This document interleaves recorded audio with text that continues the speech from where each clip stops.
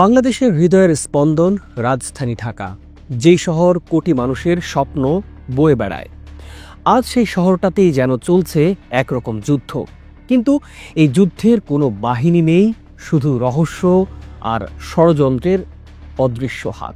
রাজনীতির পট পরিবর্তন, রাজনৈতিক অস্থিরতা, ছাত্র আন্দোলনের রক্তক্ষরণ, সেনাবাহিনীতে অস্থিরতা, সীমান্তে গুপ্তচর বৃত্তির ছায়া, সব মিলিয়ে বাংলাদেশের শান্তি নড়বড়ে করে দেওয়ার একটা ষড়যন্ত্র চারিদিকে।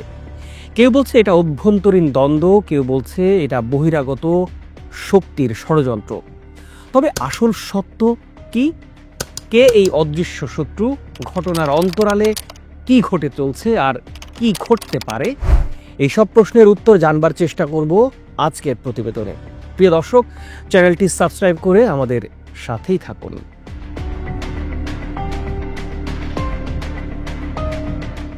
ঢাকা দেশের প্রাণকেন্দ্র।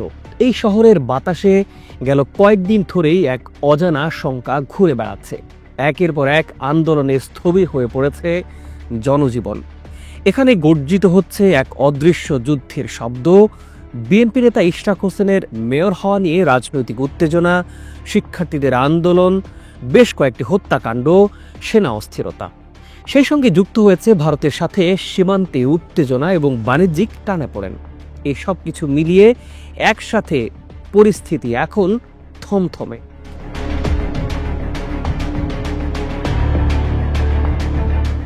নেট দুনিয়ায় বেশ আলোচনায় সরব ভূমিকা রাখছেন সাংবাদিক ইলিয়াস হোসেন এবং পিনাকি ভট্টাচার্য। অন্তর্বর্তী সরকারের ক্ষমতার পালাবদলে সেনাবাহিনী কি ভূমিকা রাখছে কিংবা রাখবে, সেটি নিয়ে ব্যাপক আগ্রহ আর আশঙ্কাও তৈরি হয়েছে জনমনে। এছাড়া প্রতিদিনই বিএনপির সিনিয়র নেতারা নির্বাচন দাবি করে একের পর এক সরকার বিরোধী বক্তব্য দিচ্ছেন। তাছাড়া দ্রুত নির্বাচনের দাবিতে দলটি সোচ্চার ভূমিকা পালন করছে। নতুন রাজনৈতিক দল এনসিপির নেতা কিংবা জামায়াত ইসলামীর নেতাদের সাথে ভার্চুয়ালি বাদানুবাদের ঘটনার প্রেক্ষাপটে তোলপাড় নেট দুনিয়ায়।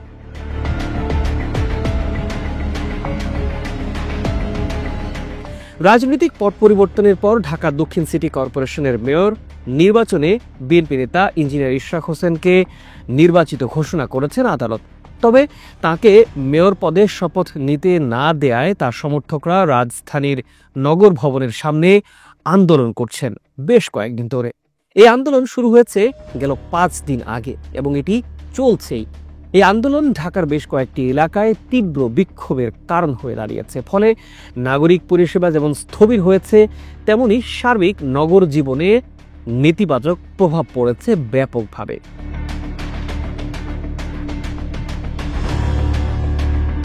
এদিকে ঢাকা বিশ্ববিদ্যালয়ের ছাত্রদল নেতা শাহরিয়ার আলম শাম্মু হত্যা বাংলাদেশের রাজনৈতিক অঙ্গনে নতুন করে উত্তেজনা তৈরি করেছে।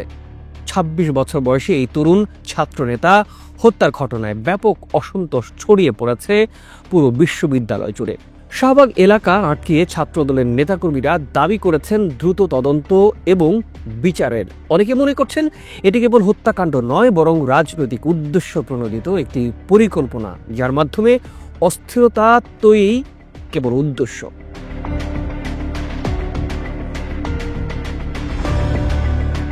এর মধ্যে বেশ কয়েকদিন রাজধানীর সড়ক অবরোধ করে আন্দোলন করেছে জগন্নাথ বিশ্ববিদ্যালয়ের শিক্ষক ও শিক্ষার্থীরা। তাদের মূল দাবি ছিল শিক্ষার্থীদের জন্য আবাসন ভাতা বৃদ্ধি, বাজেটে পূর্ণ অনুমোদন এবং নতুন ক্যাম্পাস তৈরি করা। এসব দাবি মেনে নেওয়া হবে বলে সরকারের পক্ষ থেকে জানানোর পর সড়ক ছাড়ে জগন্নাথের শিক্ষার্থীরা।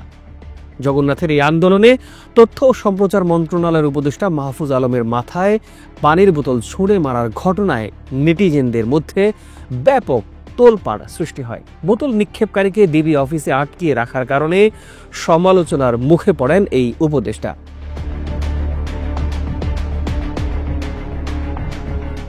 এদিকে ঢাকার জাতীয় প্রেস ক্লাবের সামনে একদল বরখাস্ত ও অব্যাহতিপ্রাপ্ত সাবেক সশস্ত্র বাহিনীর সদস্য চাকুরিতে পুনর্বহাল, শাস্তি মওকুফ এবং ক্ষতিপূরণ সহ 4 দফা দাবিতে বিক্ষোভ করেন।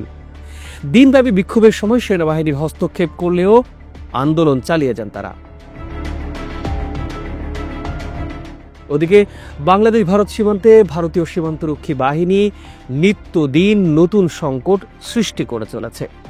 সাম্প্রতিক কয়েকদিনে প্রায় ৩ শতাধিক মানুষকে বাংলাদেশে ঠেলে দিয়েছে বিএসএফ, যার মধ্যে রোহিঙ্গা শরণার্থী, ভারতীয় নাগরিক এবং অন্যান্য অনুপ্রবেশকারীরাও আছেন।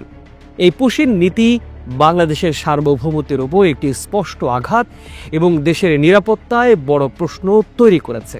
বাংলাদেশ সরকার বারবার প্রতিবাদ জানালেও ভারতের কর্মকাণ্ড বন্ধ হয়নি। সীমান্তবর্তী এলাকাগুলোতে উত্তেজনা এবং দুঃশাসনের ঘটনা বেড়েই চলছে। এছাড়া ভারতের ট্রান্সশিপমেন্ট বাতিলের পর অতি সম্প্রতি মোদী সরকার হঠাৎ করেই বাংলাদেশের তৈরি পোশাক, চামড়া পণ্য সহ বিভিন্ন পণ্যের স্থলপথে আমদানিও নিষিদ্ধ করেছে।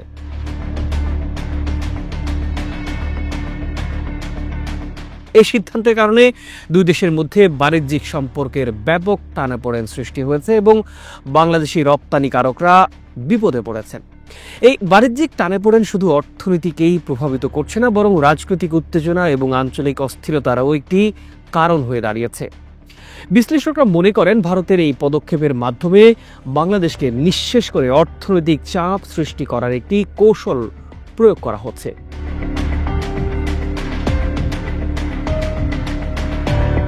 দর্শক, এই সবগুলো ঘটনা মিলিয়ে দেখা যায় ঢাকায় এই অস্থিরতা কেবল সুযোগ সন্ধানী রাজনৈতিক প্রতিদ্বন্দ্বিতা নয়, বরং আঞ্চলিক শক্তি এবং কিছু গোষ্ঠী বাংলাদেশের অভ্যন্তরীণ শান্তি ও স্থিতিশীলতাকে ক্ষতিগ্রস্ত করার জন্য পরিকল্পিতভাবে বিভিন্ন স্তরে নানা ধরনের চাপ প্রয়োগ করছে। রাজনৈতিক অস্থিরতা, শিক্ষার্থী আন্দোলন, সীমান্তে উত্তেজনা, সেনাবাহিনীর অস্থিরতা, বাণিজ্যিক টানপোড়েন, এই সবগুলোই যেন এক সুপরিকল্পিত ষড়যন্ত্রের অংশ। এর পেছনে থাকতে পারে বিদেশি গোয়েন্দা সংস্থা বা অন্যরকম বাহ্যিক শক্তি, যারা বাংলাদেশকে দুর্বল করে নিজেদের স্বার্থ হাসিল করতে চায়।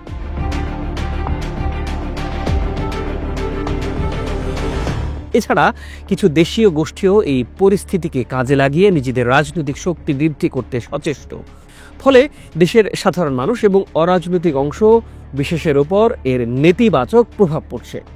প্রিয় দর্শক, এই সংকটময় মুহূর্তে বাংলাদেশের জন্য সবচেয়ে বড় চ্যালেঞ্জ হলো জাতীয় ঐক্য বজায় রাখা এবং অস্থিরতার মূলে থাকা ষড়যন্ত্রগুলোকে চিহ্নিত করে প্রতিহত করা।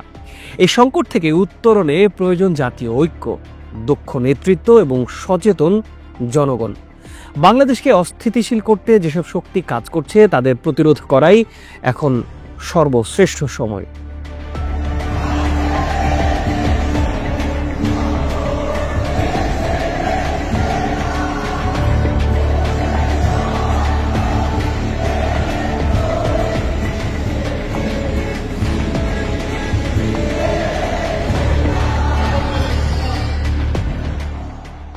প্রিয় দর্শক, আজ এ পর্যন্তই। ভালো থাকুন, সুস্থ থাকুন, আর হ্যাঁ, আমাদের চ্যানেলটি সাবস্ক্রাইব করে পাশেই থাকুন।